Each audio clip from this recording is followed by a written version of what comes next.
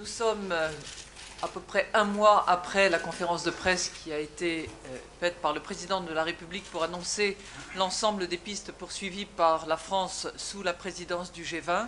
Et nous allons entamer à la fin de la semaine le premier épisode, puisque à partir de vendredi, nous recevrons, monsieur le gouverneur et moi-même, les 20 ministres des Finances et les 20 gouverneurs des banques centrales des États membres permanents du G20, et puis un certain nombre d'invités sur lesquels je reviendrai dans un instant. L'objectif fondamental, c'est évidemment, pour un G20 légitimé, de répondre aux grands défis mondiaux dans l'ordre économique pour créer les conditions d'une croissance qui soit tout à la fois forte, équilibrée et durable. Quels sont nos axes de travaux pendant l'année à venir? Vous les voyez s'afficher sur écran. 3 sont ce que j'appelle des travaux en cours, sur lesquels des progrès ont déjà été réalisés, et 3 constituent les nouvelles priorités du président de la République. Chacun de ces 6 chantiers sont travaillés en binôme pour la plupart d'entre eux, et je reviendrai sur ces binômes évidemment au fil de l'exposé, mais sachez d'ores et déjà que, en ce qui concerne la régulation financière, nous avons essentiellement les acteurs que sont le Fonds monétaire international, mais surtout le Conseil de stabilité financière. Sur les équilibres macroéconomiques, nous avons demandé au Canada de nous aider. Je vous rappelle que le Canada était la présidence antépénultième. Sur le développement, nous avons demandé à la Corée, qui était la dernière présidence, et à l'Afrique du Sud de nous aider.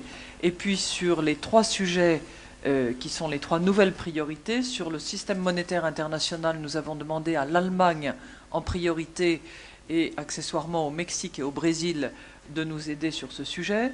Sur la lutte contre la volatilité des prix des matières premières, nous avons demandé à la Russie de nous aider sur ce projet. Et sur la gouvernance mondiale, c'est la Grande-Bretagne qui a accepté de copiloter.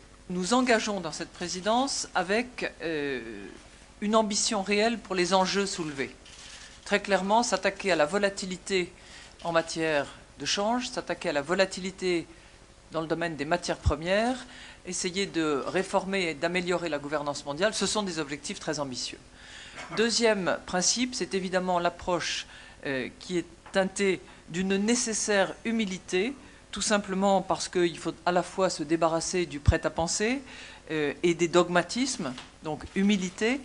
Et troisième caractéristique de cette présidence, eh bien, c'est son caractère à la fois inclusif et itératif. Inclusif, vous l'avez vu avec l'ensemble des partenaires dans chacun des groupes qui vont nous aider à identifier les problèmes et à proposer des solutions. Itératif parce que nous avons, présidence française, le luxe du temps.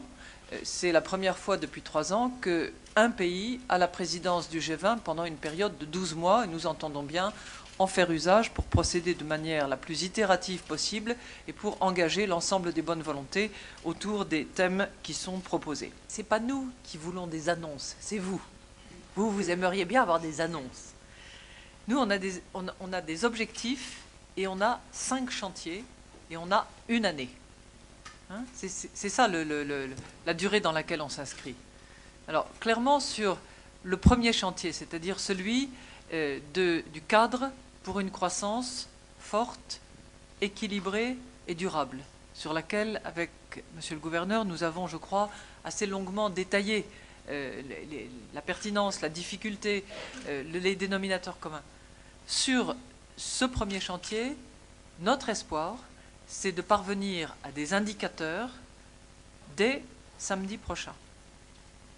Si on n'y arrive pas, ça ne sera pas un drame. C'est simplement qu'on va devoir réitérer un peu plus encore que ce que nous avions envisagé. Voilà. Mais notre démarche, elle sera toujours la même. Hein. Diagnostic, partagé, identification des solutions, tentative de concertation.